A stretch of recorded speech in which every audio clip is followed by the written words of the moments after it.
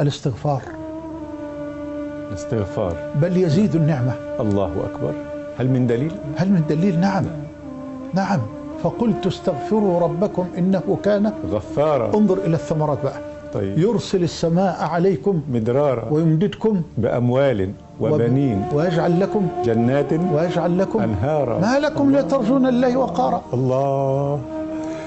كل ده بالاستغفار؟ الاستغفار ما شاء الله. ده تقريبا الدنيا كلها يعني كلها. الله أكبر. الدنيا والآخرة. والآخرة.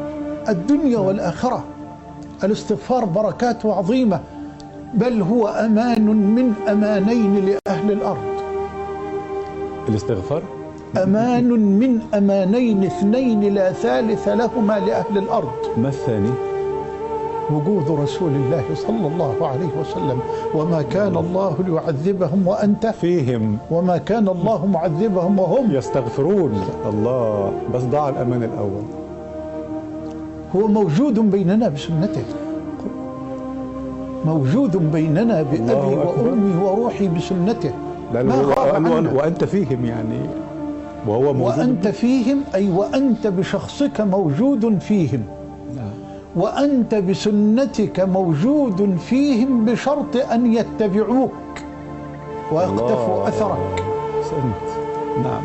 فرسول الله صلى الله عليه وسلم معنا بهديه، هو أسوتنا وقدوتنا. بل ما من مسلم على وجه الكوكب الأرضي يصلي عليه إلا ورد الله على حبيبنا روحه، فرد النبي بذاته عليه السلام صلى الله عليه وسلم. فهو حي في قبره الشريف حياة برزخية لا يعلم حقيقتها إلا رب البرية، بأبي وأمي وقلبي وروحي صلى الله عليه وسلم.